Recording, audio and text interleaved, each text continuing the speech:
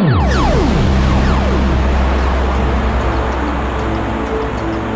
by for the Terry Saul Show. 5, roll tape. 4, cue Terry.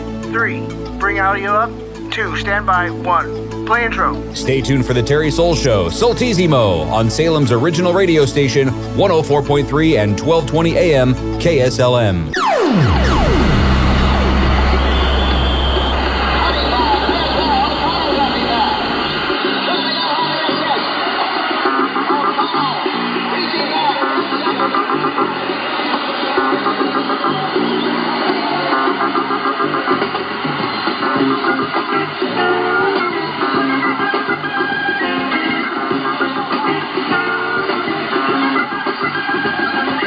Good morning, and welcome to the Terry Saul Show on Salem's original radio station. We are KSLM AM and FM. I am your host, and I'm so glad that you are joining us. And today is going to be a special show because I've been looking forward to this for a long time. This gal is, I consider a friend, but more important, I'm one of her biggest fans. She was a member of the San Francisco Bay Bombers roller derby team. Now, I'm talking the original roller derbies back in the 50s, 60s, and into the 70s. These are the people that skated in the bank track. Most of the games came from Kezar Pavilion in San Francisco. I used to see her every Monday night at the San Jose Civic Auditorium. She's only 4'11". She was under 100 pounds, and she was the queen of the derby. Well, of course, we're talking about Carol Peanutz Myers. Good morning, Carol. How are you? I'm fine, and how are you? I'm doing great. First of all, thank you very much. I've been wanting to do this interview for a long time, and it was just one of those trying to piece most of our schedules together there, so I'm excited to have you with us. Where are you at now? You're in Turlock, California? Is that where you're living now? That's where I'm living, in the valley. Love it here. It's fun area there. I've got a sister-in-law that lives not too far away, and we go down there and we just really enjoy it. Where I moved, which was a shock, we skated across the street right from where I'm at now. Serious? To skate there. Yeah. And I said, of all places, I remember skating our outdoor games here. Really? In Turlock. Can you still have your skates? Sure. I do. I have my skates. You ever put them on and skate across the street? No, because it'll ruin my wheels. There you go. Carol, let's start from the beginning now. Where were you born and raised? I'm a San Francisco original. Okay. Born and raised in San Francisco. All right. Back in October? October 10th, weren't you born? Is that your birthday? 10/10/42. And you grew up going to school in San Francisco. How did you first get the bug about roller derby? Let's put it this way. I think I was about 7 or 8 years old, watching TV. A thing came up called The Mad World. Okay. And all I remember is this lady, which turned out to be Annie Cavello, if I'm not mistaken, had her jersey ripped off and the water was going all over the place. I loved skating anyway. Not too soon after that, roller derby came to the Cow Palace. So, us neighborhood kids, we never paid to get in because we didn't have the money to, but we would sneak in and go watch them. We had a little section that we all would sit in there, and I just went bananas. I just loved it. I said that was for me. I just loved it. There was just no getting away from it. I wanted to be a roller derby skater. Was there a training center at that time? No, I was only about 9 or 10 years old. I didn't even know that. Okay. So it was, let me see, I'm trying to think, when it came to San Francisco again, was at the San Francisco Armory, Armory, and I was like 15 and a half years old. Okay. That's when I had to get a release and all this kind of stuff notarized that I could skate the bank track at the training. So I trained a little bit there. I can't remember exactly how long they were skating there, but it wasn't too soon after they left. Then the training center was open. And was that the one that was open and run by the great Buddy Atkinson, Sr.? What training I had there at the Armory was George Cadunas. Okay. And then I don't know if him and Buddy, because I remember George Cadunas, which was a skater, which I never knew that he skated also, that they had a training center in, I guess it was Alameda, borderline Oakland, Alameda, someplace. Right. Then I went there. How long did you train before you got picked up on a team? Well, let me see. In 1959 is when I skated. Yeah, you were first signed by the Bay Bombers in April of 1959. Correct. So you went right onto the Bomber team, which is the home team in the Bay Area there. Right, and which I was shocked. I was just shocked because they had me as a fill-in from the year before, just like to be sitting. I remember sitting on the bench just in case some girls didn't show up or something. Then the next thing I know, Jerry calls me, asks me if I still wanted to skate. And in fact, he was looking for me because we had moved, so nobody really had my phone number or anything, and I had to go to the training center, and I believe that's how he was able to find me again. And I said, sure, I want to skate. And they put you on the Bay Bombers. We're talking with Carol Peanutz Meyer, a member of the San Francisco Bay Bombers original roller derby team. Who was your first women's captain? Was it Annis Jensen or was it Ann Cavella? I don't think Ann Cavella was captain. I think it was Annis Jensen, wasn't it? It was Annis Jensen. Yeah, Annis Big Red Jensen. Great. All right, can I tell you a secret, Carol? I'm going to tell you a secret, okay? This is just between you and me, okay, Carol? Annis Jensen was my first celebrity crush. I met her. I was like 7 years old. And do you remember every Labor Day they would have the annual Labor Day picnic at the San Jose ballpark, and there would be this softball game. And I've got a video. I'll tell you about that a little bit later on with you playing in that game where you ran around second base, took a spill on second base, and Ken Monty was standing on your feet, wouldn't let you up. The fans were ready to charge him. I've got that on video. Annis Jensen was the very first celebrity I ever had the chance to meet, and I was 7 years old and shy, and she came up, and my mom's got the video camera going, and Annis puts her arm around me, and we're walking together. She's got her arm around me. I'm in heaven. I'm in heaven. I'm thinking like Annis Jensen. She was just such a warm person. She was the easiest person to work with, in any kind of business. She was she laughed a lot. Nothing seemed to bother her. Yeah. But when she did get mad, look out. Okay, so you're on the Bay Bombers now, 1959. I'm just looking over at some of these accolades that you had. I mean, you were roller derby queen in 1962. You were the most valuable player in 64. You were on the All-Star team in 61, 63, 64, 65, 67, 69. I'm getting exhausted just reading these things here. Really quickly made yourself into a star, didn't you? Like I said, I wasn't looking to make myself a star. I just loved the game, and I just try to push myself as far as I can push myself and making it, just keep working at. I just loved it. There's just no getting away from. I loved roller derby. I wish that I wasn't the age I am now and I continue skating. Well, you could still do it. You're only in your 40s. You could still do it. Oh, sure, I will. Carol, what was the easiest part of skating on that track? Because that track is a bank track, and I'll tell you, I remember when Joni Weston had her training center over there in Hayward. I mean, I was an announcer for 100 years with this thing there. Well, I got on the track, I put some skates on, and realized it's not as easy as it looks. You guys made it look so simple and so easy, but it wasn't. What was your biggest awakening when you got on that track the first time? That I was there. My dream. That was my dream. That's what woke me. I just loved it. I just had to be a roller derby skater. I'm on this track, and this was something that I always wanted. Even though I kept telling my family, they thought I was crazy, but they knew that I would succeed, that I would, because when I want something, I get it. That's what I wanted to do. But and Carol, you're only 4'11". You're only 4'11". Were you intimidated by some of these big girls? I mean, there were some big girls out there. I remember, I'm 4'11 and a half. I'm sorry. I'll throw in that half. You weren't intimidated? I just loved it. Pardon me? You weren't intimidated by some of these big gals out there? No, because I was a tomboy. And I would, run the neighborhood crazy. And we would play and wrestle and fight. And, it was just rough and tumble back in them days, We didn't care. I didn't care how. I never really realized, though, that I was short because I was taller than my mom. So to me, I was okay, It's that extra 6 inches, that extra 6 inches that helped. My brother, that always wanted to fight, was taller than me. I beat him up all the time. And if he was alive, he'd tell you, because I would do it. He wouldn't. But I was a tomboy. Let's put it that way. Climb the trees, we had this one place that had a wash house, and we would jump off the roof onto the ground and see how far we can go. It's a wonder I didn't break an ankle then. Yes. No, yes. You didn't. But you did have some injuries, though, through the years of roller derby, though. I've got some pictures of you with a cast on a foot. I have a picture of you and your late husband, Tony, both sitting on a couch, and you both have a cast on. What the heck is going on? I had to have surgery. He injured his, but I had to have surgery. I had a knee replacement. Was that because of roller derby? Yeah. Yes. What are some of the injuries you had over the years? Oh gosh, I've had both shoulders. One shoulder was done 3 times, where they sewed it and tied it down because it was so bad that I couldn't pick it up. I can now, but for quite a while I couldn't pick it up the way I wanted to. So I had one shoulder had one surgery. my other shoulder had two shoulders surgeries, excuse me, it's a tongue-tied. And the reason why is because I was using it when I shouldn't have been using it, but that was just me. It didn't hurt, but then I felt that something was wrong, and I went and they had to redo the surgery again. And then I had 3 knee surgeries, which one was replaced.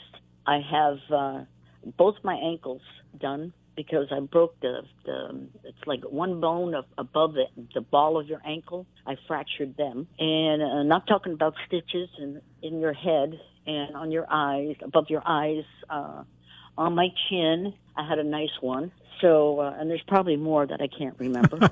But they were just, yeah, even my finger. You know, I remember, I think it was Cavella was driving me into the rail, and I put my hand out, broke my finger, well, dislocated it, and then the other side hit this one part, and I'm bleeding besides, so they had to stitch that and splint the other one. So I was a mess. You know? And yet you continue to skate. I mean, you're only out of action just a minimal amount of time, and then you got to get back on the track. Is that right? That's right. I was back in a day and a half, I think, on that one. They wrapped my hand. I think there's some film of them, and my hand's all wrapped because they didn't want me to the hook that they had on my finger or hook onto somebody's jersey or something like that. So they wrapped it up pretty good. I have to get back. My feet just don't stay still. It's like I had to get back. I wanted to get back. How many games a week would you skate, Carol? When you guys were going full time, how many games a week would you skate? The majority of the times, at least 6 games. Sometimes if it was a doubleheader, you'd add that on as an extra game. But we were lucky if we had one day off during the week. And sometimes we went straight through. You know, I wish I had my schedules before in front of me because I did have them at one time. Right. I can't find them now, but I was looking and going, look where we are, and you know, and I'm not talking about the Bay Area. I'm talking also about on the road. Right. Yeah, we're going to get into that a little bit later on. I want to talk about some of those road games. In the Bay Area, we had at least 6 games, and if we had a doubleheader, that was 7 games. It was a little hectic, but yet again, enjoyable. You know, we loved it. Yeah. We loved it. I know when we say the Bay Area, I know that you would always skate Sunday in San Francisco, Keys, or Monday in San Jose. And then throughout the week, you would hit some of the other Bay Area cities, Oakland, Santa Rosa, Stockton, Sacramento, up to Reno, the Coliseum up there. I mean, you guys were moving around quite a bit. Right. It's a lot of driving. And like I said, in Manteca, down here in Manteca too, we drove all over the place. It's amazing. And I loved it. I loved it. But I like more traveling outside of California. Sure. Really get to see a lot more. And I love going down to Arizona. Oh, my gosh. Where it's warmer, a little warmer. A lot warmer. It was beautiful down there. Carol, we need to take a short break. When we come back, more with today's special guest, Carol Peanutz Meyer, a member of the San Francisco Bay Bombers. That's the original roller derby team. And Carol's going to be our guest throughout the day today. You're listening to the Terry Saul Show on 104.3 FM, 1220 KSLM. We'll be back in just a minute. More with Carol Peanutz Meyer. She's back in the river. Yes, the Willamette Queen is back. Bigger, better than ever. The next time you plan an event, think of the Willamette Queen. Whether it's a lunch cruise, a gourmet dinner cruise, a brunch cruise, or just an excursion, they are back, and they are operating year-round. Give the Willamette Queen a call, 503-371-1103. That's 503-371-1103. Remember, it's the Willamette Queen. Hi, this is Terry Saul, Saltissimo. And this is Doc Nelson. Hey, you know, I am on, Doc, every Saturday at 10 o'clock right here on KSLM. Do you ever listen? Oh, all the time. I also know you're on Sundays and a repeat broadcast. That's right. Sundays at 11 o'clock. You can hear me, and you never know who my guests are going to be. They're always special. Maybe even Doc Nelson. I've been there. There you go. So join us right here on Salem's original radio station, 104.3 FM, KSLM, and 1220 AM. We're done, Doc. Now? Right now. This is Donnie Osmond. You listen to my friend Terry Saul. By the way, have you seen Terry lately? He is dropping weight like crazy. I think he thought I was serious when I told him if he reached his goal weight by the time he came to Las Vegas to open for Louis Anderson in August, I would teach him how to sing Puppy Love. Whatever. Okay, so here's the deal. Terry's wife, Patty, emailed me. Terry is singing in the shower. Oh, that can't be good. Here, Terry, have some pizza and a cheeseburger, please.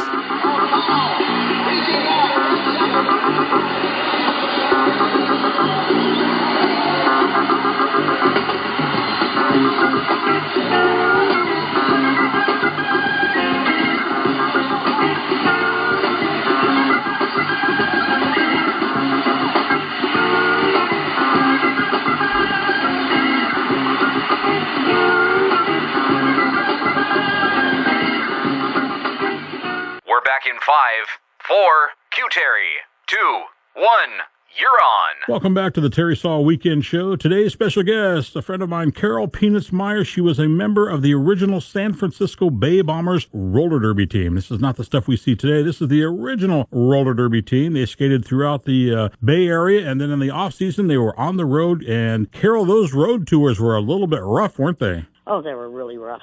I remember interviewing Ann Calvello one day, and she told me that she believed Jerry Seltzer just took a dart and threw it on a map, and wherever that landed, that's where the next game was going to be. We used to tease them because that's exactly how we go up one place and then down south and then back up north. It was back and forth, and you say, "Oh my gosh, people don't believe that." Well, with the way we traveled, it was crazy. Your boss, Jerry Seltzer, who was his father, actually invented roller derby back in 1935. In the 50s, the late 50s, Jerry took it over, and he was telling me that he really didn't want the derby, but his dad says, "I'm going to close it down. You want it, it's yours." And so he just kind of kept it going, and he ran through basically all of the 60s and into the 70s. Jerry, a good friend of yours? I love Jerry. Jerry's more than a friend. I just love him. I love him to death, and he knows it. He's crazy about him. I talked with him a couple of days ago, and I says, "Hey, I'm going to be interviewing Carol Meyer." And he says, Carol Meyer, and I wrote this down, and he says, the most imposing and skilled athlete in roller derby was the pivot skater who could jam, block, and control the game. And you pictured imposing athletes like Charlie O'Connell and Joan Weston as pivots. So it's hard to imagine that an under 5 foot of a woman, Carol Peanutz Myers, filling that position adequately. But she could. Maybe pound for pound, she was the best woman skater ever. He liked you. Oh, yeah. I love it. Jerry.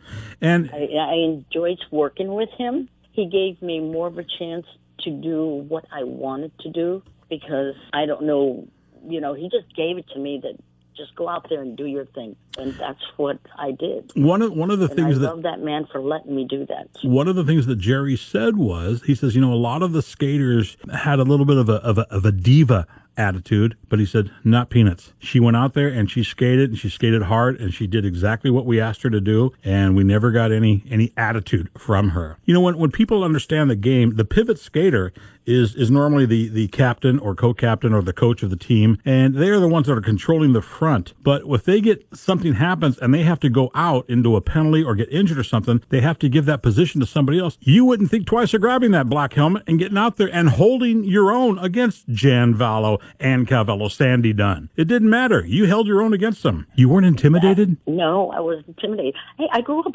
fighting with boys all the time. They didn't intimidate me. Why should they?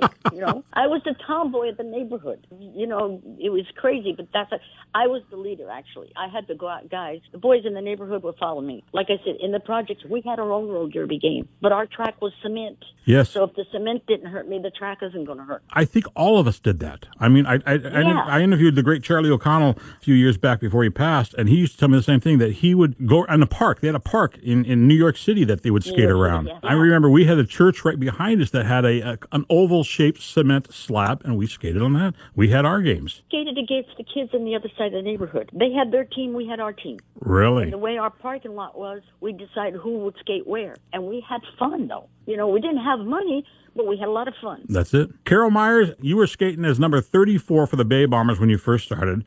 And then you met this guy by the name of Tony, and he was number 37. Something happened between you and Tony. What happened? We became boyfriend and girlfriend. Aha.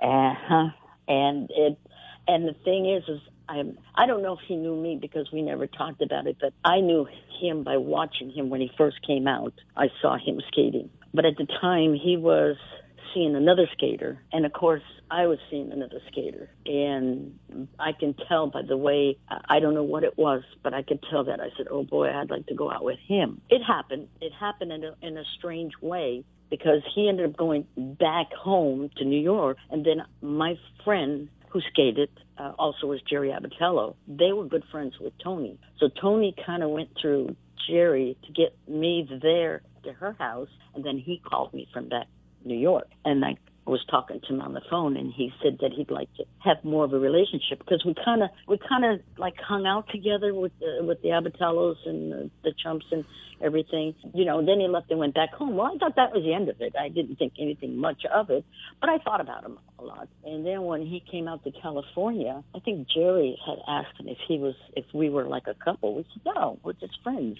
And then he was put on the Bombers, and we ended up being more than friends, getting married and everything, which kind of didn't shock people, but yet... Wait a minute. You married Tony Roman. Do you know how many hearts?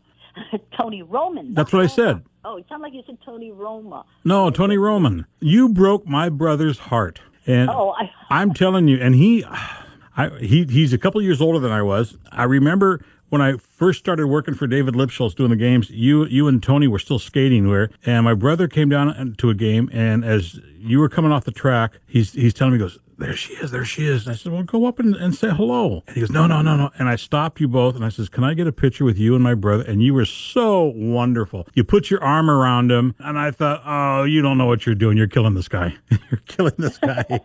He loved Carol Peanutz Meyer for years. And it was funny because when we were, just before he passed away, we were talking one day at his hospital room there, and we were just talking about life in general. And I says, what are some of your fond memories? He says, well, I met Willie Mays, and he says, and I got my picture taken with Carol Meyer. You broke a lot of hearts by marrying that Tony guy.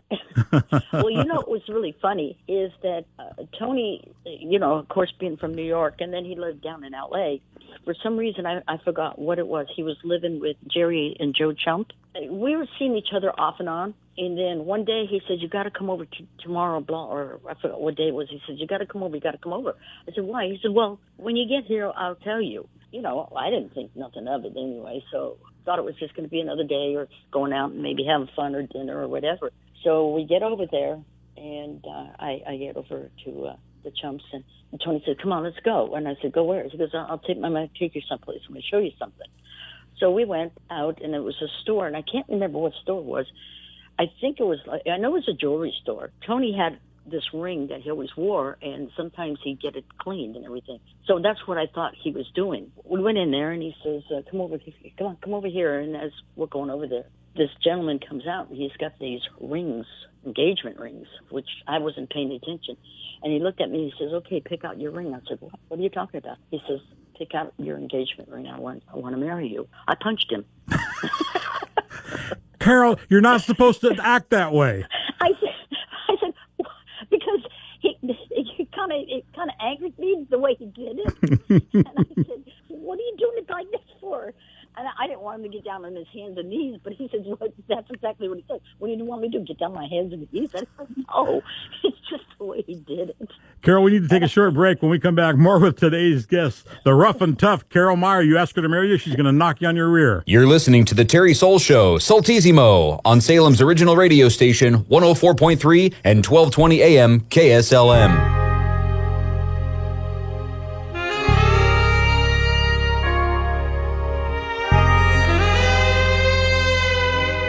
Back in 5, 4, Q Terry, 2, 1, you're on. This segment of the Terry Saul Show is being brought to you by the Willamette Queen Sternwheeler. All aboard the Willamette Queen at the Salem Riverfront Park in downtown Salem. Enjoy a riverboat experience reminiscent of the days when travel on the Willamette River was only by steam-powered sternwheel boats. Relive Oregon's historic past while enjoying elegant dining and a relaxing, leisurely voyage. The next time you plan an event, think of the Willamette Queen. Whether it's a lunch cruise, a gourmet dinner cruise, a brunch cruise, or just an excursion cruise. They're open year-round. Call for more details, 503-371-1103. That number again for the Willamette Queen is 503-371-1103. Remember, it's the Willamette Queen. Welcome back to the Terry Saul Weekend Show, Salem's original radio station, KSLM, AM and FM. Our sponsor today, of course, is the Willamette Queen Sternwheeler. Next time you plan an event, plan on the Willamette Queen, 503-371-1103, the Willamette Queen Sternwheeler. Our guest today, someone that I've wanted to interview for a long, long time, Carol Peanutz Meyer. She was a member of the original San Francisco Bay Bombers, the original roller derby. We're talking the roller derby of the 50s, 60s, 70s. She's joining us online from her home in California. Carol, you weren't always the Bay Bomber, though. There was a short time where you jumped ship and went to the Chicago Pioneers. Is that right? That's something that Tony wanted to do. It wasn't my idea. No, but it didn't last long. The fans wanted you in the Bay Area. That's right. I wanted to be back to the Bay Area. Yeah. I love the fans in the Bay Area. Carol, both you and your late husband and Tony were fan favorites. Seemed like no matter where you go, you were fan favorites. Even when you were not supposed to be fan favorites, you were. I remember seeing Tony skate some games back in Madison Square Garden in New York, and he was not the home team, but yet the fans still loved him. They still loved Tony. Yes, we noticed that no matter where we went, if it was down south or north, east, west, the fans loved Tony, and me too. Exactly. They loved Tony. They just love the Bombers and certain people, and we were one of them, and it made me happy too. Did you enjoy the fans? Are you a fan favorite? Well, no, wait a minute. I know you're a fan favorite, but do you enjoy the fans? Because I never saw you ever turn away from a photograph or an autograph. You always stopped and would sign and talk with the folks. Did you enjoy your fans? Yes, we enjoyed the fans. Sometimes we didn't have time to stop, but after we came out of the dressing room, we'd be around the fans taking pictures and everything, because they're the ones that keep us going, too. Sure. The only time that we had problems if we had to hurry up and get to the next town, but we still tried to catch at least some of our fans. Mm-hmm. We'd be going out to the car and still signing autographs or whatever, taking pictures. They loved it, and it wasn't for them, where would we be? I remember one of the games at the ballpark, the San Jose ballpark. It was Labor Day. You guys would always have a softball game out on the field. Everybody would bring their picnics and just kind of hang out. And all of a sudden, here comes Peanutz Myers up to the bat there, and they pitched the ball there, and you tackled that thing, and it's like, that little woman right there put that ball clear out there in center field. And as you're going around second base, it shocked me. I'm sitting there going, my gosh, look at that. And my brother's going, that's my Carol. And you rounded second base, and you slid into second base there. And Ken Monty, one of the coaches of the other team, walked over, and he's standing on your feet so you couldn't get up. Yes. And the crowd's booing him, and it's like, he was still in character, standing on your feet there, and finally circled the bases, and you came home, and you sat right next to us, and we've got it on videotape there, and I'm going, yep, she's sitting right next to us. Did you realize then what you guys were to these fans? I mean, these fans looked up to you folks. Yes and no. We realized that, the enjoyment, the crowds they were fantastic. They were so good with you. Just to make them happy made us happy. You know what I'm saying? Those games, like you said, that we had at San Jose, I look forward to that, because then you really were able to meet some of those people that were out there clapping for you, rooting you and everything, and they just enjoyed it so much. So did I. A lot of us did. There was a few that were kind of shy. And if you noticed being shy, a lot of us were shy people. Oh. I would never raise my hand up in a classroom for a dance or something. I'm on the radio. I do my stand-up comedy where I'm on stage in front of thousands of people, but I'm still very shy. I am extremely shy. And I think that, And I don't know why. I don't either, because my mother was not shy, that's for sure. I remember watching, you guys would come out, the teams would come out about 10, 15 minutes before the game, and each team would have a little pregame warm-up where they would go skate around. You guys used to call it the warm-up, but it really was a chance for the fans to come up to the track and get their favorite skater to sign an autograph. I remember many times seeing Tony, your husband, pick up a child, a small baby, and skate around a couple of times. I mean, you guys just really enjoyed working the fans as well as they loved being there. And I remember that day with that little girl, that little baby, that people asked us. And normally I didn't think about it, but maybe during that time we shouldn't have. But yet again, it was something that we enjoy doing. Nowadays, the liability would jump right out and say, wait a minute. No, we don't want to do that. Yeah. We don't want to do that. Carol, I don't want to bring up a downer, but you lost Tony. Yes. He passed away way too soon. When did Tony pass, and how did what did he die from? He had a tumor on the tail end of his spine. Okay. So he could, we never knew what it was from, but they thought maybe it was from skating and falling, but it wasn't that type of a tumor. I forgot the name of it now after all these years. It crippled him. He couldn't walk. After a while, he just couldn't walk. He had to be helped up and sort of carried if we had to take him into the bathroom or anything like that. It was really a sad situation because Tony was a go-getter. He was a fantastic dancer, and I remember... He was in a hell of a shape, too. Yes, and you know what? His shape, everybody used to say the muscles on him, he never lifted weights. Oh, get out of here. Seriously? No, I swear, no. His father was the same way. Father was built the same way. Wow. He never lifted weights. It was just a normal thing. The only muscles, or if you wanted, is just blocking. Yeah. That was the only thing that he used them muscles for. But he had the natural physique. His father was the same way. Now, his brother, who was 6'5.5". What? Yes, his brother was 6'5.5". Because Tony wasn't 6'5". What was Tony, about 5... Actually 5'3".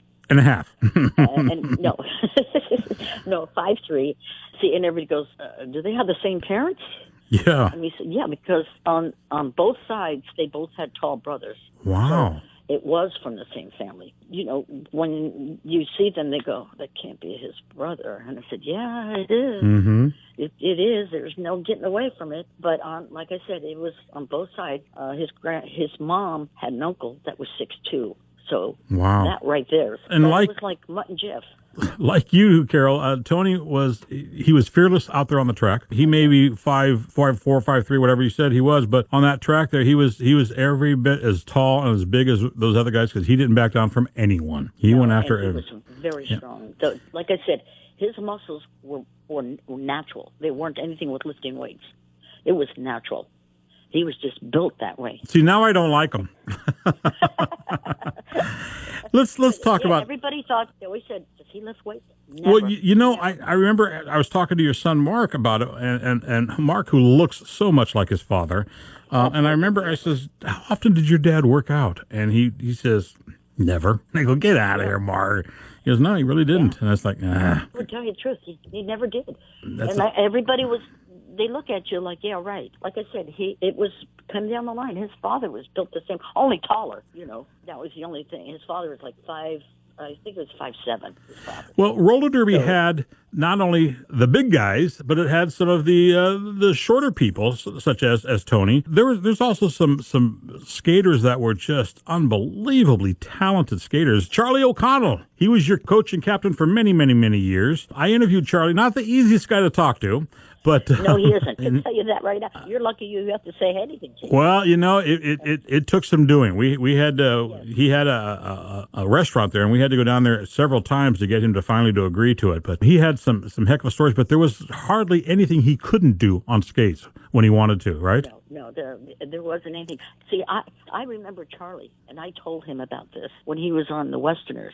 I hated him. I'd do anything. You know, the Cow Palace, if you remember the Cow Palace where the skaters go through these big openings and everything. Right. To go behind the curtains. Us kids, project kids, had sodas that people left behind, and we fill it up more with little water. And when they go through them curtains, we used to tip them all over at once. Charlie got a lot of it. And when I told him years that later, you were one of them, he said, "You." He goes, I would expect that, but you did that, mate. He laughed. Yeah. He thought it was the funniest thing. Charlie thought the world of you, though. He liked you a lot, didn't he? Yes, he did. Yeah, he loved Tony too. Yeah, he loved Tony. He was in the back of Tony's funeral crying. Nobody knew that he was back there. I knew he was back there. He just couldn't come up. He just couldn't. He adored Tony. Tony used to make him laugh, and I mean laugh. In fact, you'd hear the guys laughing because Tony should have been a comedian. Yeah. Besides, you know what I'm saying? He had a wit with words, and he'd come out and say something, and then Charlie would get up, Tony would run off and skate someplace. Charlie's going to beat him up. I don't know, though. Tony would hold his own. I've seen him go after some of the bigger guys. He went after Jerry Cattell and would hold his own. Yeah, no, I'm not telling you about beating him up, you know, like pounce on him. You know, but he'd love to tease Charlie. Yeah. And us girls, too. There's a gal, you mentioned her earlier name, and she ended up being one of my favorite people to deal with because I loved her interviews because you never knew what was going to happen. You never knew what was going to come out of her mouth. Ann Calvello. She would dye her hair a different color every week. The very first time I ever did a game was in Richmond where I was doing the play-by-play. She intimidated me so much, and then after, at halftime, she just walked up and she says, I'm just playing with you. You're okay. She became my friend right up until her last day, and she was a lot of fun. Did you enjoy working with her? I enjoyed. I would rather skate with her than anybody. Skate with her or against her. She was one of them. I mean, there was many others too, but I mean, I just adored Annie because what she said, I mean, she'd come out and tell you 1, 2, 3. She'd tell you right to your face and not behind your back. Right. In other words. Right. You know, but she was the easiest person to skate with. Not the easiest to skate against because when she kicked you hard. I mean, I have bruises. And the thing is I think like Tony used to say, I used to say to him, God, her elbows, man, they hit me in the chest. And he goes, that's because she takes it with a pencil sharpener, sharpens them up before the game. And that's what she would do. And you joke about it, you know. Yeah. Because she had bony elbows. Oh, gosh, I had bruises constantly. But I enjoyed skating against her. It's just a lot of things, you know, she'd step on you and things like that.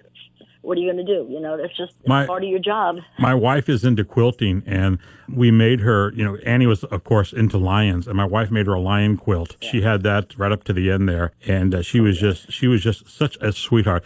Like I say, I did an interview with her and Joan Weston one night, television interview, and we had to tape it 3 times because neither Joan or myself could keep it straight, because she would start in, she would just, where are you going to go with her? You just let her go. You just totally let her go because you're going to have a great time with her, and we used to enjoy that. We're going to take a quick break here. Don't go anywhere. We're just getting warmed up. We got more with Carol Peanutz Meyer from the San Francisco Bay Bombers. You're listening to the Terry Saul Show on Salem's original radio stations. We are 104.3 FM, 1220 AM.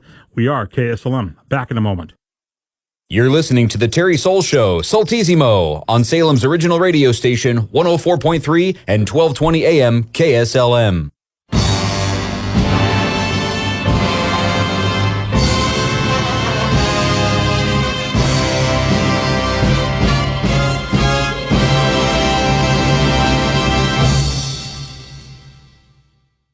We're back in 5, 4, Q-Terry, 2, 1, you're on. Welcome back with our final few minutes today. Our guest has been Carol Peanutz Meyer from the San Francisco Bay Bombers, the original roller derby. I'm so glad to have her with us. Carol, we were talking a little bit before. When people came up to you and say, well, roller derby is not real, did you show them the bruises to prove them that, yeah, hey, it really is? When Ann Cavella was hitting me with her bony elbows, it hurt? I did more than that. I showed them where I had my stitches in my head, 13 heads ramming my head into the upright. I remember one time I was interviewing somebody. I can't remember who it was. I think it was Joan Weston. I remember talking to her, and I says, you know, Joan, I've interviewed some tough guys that said, oh, roller derby is fake. I remember saying to them, get up on that track and try and go 4 laps with somebody like Joni Weston or Carol Peanutz Meyer or Mike Gammon and see if you can last 4 laps with them. It's not easy to skate that track and do what you guys used to do. They don't know how you have to skate the track. They just think you just get on and skate. It's not like being in the street. If it's a different ride on that track, and it's much faster than it is on the street. So much more I want to talk to you about, so I'm going to kind of move along here. Sure. There's a gentleman that gave me my start, not only doing play-by-play for the roller derby, but also gave me my start in broadcasting. He lived around the corner from us in San Jose. I played on Little League with his son, Walter Jr., the great Walt Harris. We've lost him last year. He was an incredible announcer, made the game, I think, what it was back then. He told me he loved Carol Meyer and Tony Roman, 2 of his all-time favorites, he would say. Did you get along good with Walt? I loved Walt. We loved Walt. He was, I guess, you know, he was more than just the announcer. He was more like a friend, because even after the game or anything, you know, we'd sit and yik-yak maybe a little bit. In fact, we have gatherings at a certain place in San Leandro, and we invited Walt Harris there. He didn't know that we had as many skaters as we can, and when he walked through the door, we all stood up and clapped. Yes. And the tears in his eyes, he was so happy. And everybody came up and hugged him, kissed him, asked for his autograph on their picture because they wanted something from him.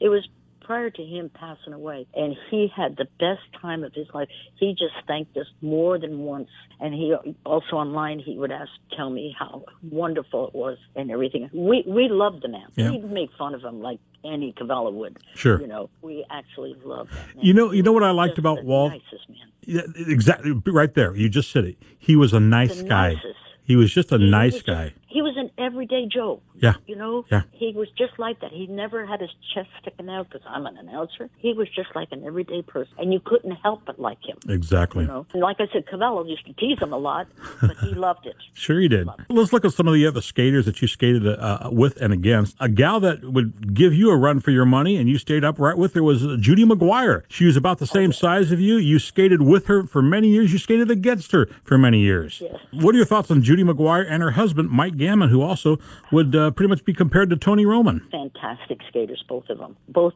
great athletes besides. And, we go for together, foot by foot, skate back and forth, up and down. It didn't make any difference. That Mike Gammon was a fantastic skater. Gosh, he had so much talent. Mike said in an interview when Mike and Tony were on the same team that when they would go out on the jam together, they had to make sure that they didn't run into each other because they were they had to stay out of each other's way. Yes, but they were. You can't take it away from that Mike, man. He was fantastic. You have a few fantastic skaters, and you have the all-around skaters, but Mike was a fantastic skater. He inherited them feet, man. But he started as a child, though. I mean, he was skating before he was walking. I think so. Yes. Did you get along good with Judy McGuire? Yes, we got along good. Yeah. I mean, there's sometimes we got a little antsy, little problems, but nothing that was that big. Because, Carol, I got to tell you, I was watching a game. I was at a game, and you guys were both up on the rail there, and she said something to you, and the referee turned and walked away, and you clobbered her. How rude, right? How rude. I always want to know, what did she say to get clobbered? But I bet she didn't say it a second time. It's been so long. Who knows? Who were some of the other skaters that you enjoyed skating? Did you like Jan Vallow? She was a tough skater. Oh, God, I love Jan skating against Vallow. I really do. I really did. I like skating with her or against her. Skating with her was even better because she thought of nothing. She'd say, I'm going to pick you up and throw you over. And she did. I mean, she actually picked me up and threw me over. And she laughed because she said, I didn't think you were going to go over, but I did. Wow. But when she said she was going to do something, but she was, how would you say, she was a fantastic skater. She really didn't like to hurt anybody where they got hurt. Mm-hmm. That bothered her. Where Cavello don't bother her. You deserved it, that type of thing. Jan would, she just, did I hurt you? Well, part of the game, you get hurt no matter what you do. Sure. You could be standing there alone and you get hurt. But Cavello, she didn't care. Joan Weston told me we were on a plane one day going to Texas. Her and I were to call a game down there. On the flight down there, she used to tell me that you guys it was you, Francine Cochou, Joni Weston on the bomber team there. I think maybe Sue Fergolia. But you guys had interesting names for the plays. They used to be your pets' names. She said she'd look over at you and she'd say, I don't know, Sparky or something, and you knew what that meant. It was not. Yeah. Well, that was the best way to keep it. Is that the way you guys knew it? So by your pets' names? Sometimes, yeah. Because then who's going to know? Well, what happens then when all of a sudden you switch teams and you go with the same pet, then the other team's going to know? No, then it gets changed. Everybody had their own thing. Everybody had their own thing. But with Joni, it was pets. We call Malia, and that was her little dog. That's funny. Malia. So, with our final 2 minutes we have left here, Carol Peanutz Myers from the Bay Bombers. Their roller derby closed in '73. And then there was a few, I guess maybe outlaw leagues that try to keep it going and stuff. It didn't really success too much after that.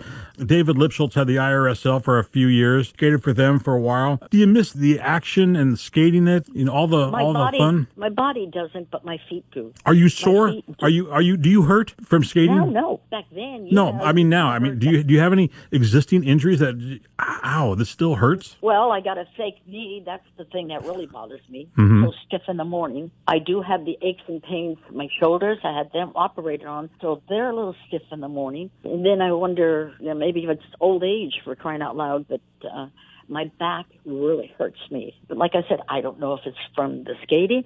I don't know if it's from not skating because your body was so, adjusted to all the movement and everything like that, up and down and whatever. And now you just kind of sit home and do nothing. That's what that's what I attribute to. Yeah. Like, I'm not really doing what I used to do where I kept in shape, and where am I going to go do it? Carol, did you make a lot of money? Was there good money to be made in roller derby back in the day? If you were a good top skater, yes, there was. There was good money. That's how I was able to buy the place down here. Mm-hmm. It was from roller derby. One last question before we rerun here, Sure. but you skated pregnant. Yes. What's the matter with you? I didn't know. Did you skate pregnant with you have 4 children, twins, and then 2 other kids? It was just the first one. Okay. How long were you pregnant while you were skating? I think I was like 2.5 months, 3 months. I didn't know. You didn't know you were pregnant, or you didn't know you shouldn't do that? I didn't know both. I didn't know, and I didn't say anything. Yeah. And then when Tony found out, he goes, "What?" And I went to the doctor. I'm pregnant. Oh, you can't play the game. That's okay. funny. That's funny. You know, of course, not with the twins. That was a how would you say? That was a big surprise. That was a oops? But that was more than an oops. That was a double oops. God. What is your best memory ever about skating roller derby? For me, it was the very first time that I got the opportunity to announce a game in Madison Square Garden. I mean, come on. That's exactly what I was going to say, because you heard so much about Madison Square Garden with Yeah. every other thing. I got chills when I walked into Madison Square Garden. Although I didn't expect it to look the way it did. Not inside, the outside. You know, first game, and we walked in, I just got chills all over my body. I made it to Madison Square Garden. You hear so much about Madison Square Garden, blah, blah, blah, constantly. You know, I'm a kid from the projects. Come on, you know. I'm at Madison Square Garden. When I first did my first game there, we were on ESPN during that ESPN deal that they were doing, and it was live. And I remember called my mom in Denver at halftime. I go, "Mom, you watching the game?" She goes, "Yes, and but straighten your tie. It's a little crooked." It's like, once a mom, always a mom, okay? Yes. Well, Carol, we are just about out of time, but would you do me a favor? Can we do this again? I've got 1,000 more questions I want to ask you, and I would love to do this again with you sometime. Stay on the line here when we hang up here. We'll chat a little bit afterwards, but you are one of my favorite skaters, and I've always enjoyed. I will tell you this, that the very first game I ever announced was in Richmond, California, and at halftime, I remember you skated by me and you said, "You're doing a good job. Calm down." And I thought, you know what? Now I see why my brother's in love with this woman, because she's awesome. Carol, come back and join us again. Okay. We'll do this again. That's a wrap. Good job, folks. And we're off. Thanks, everybody. Bye, everybody.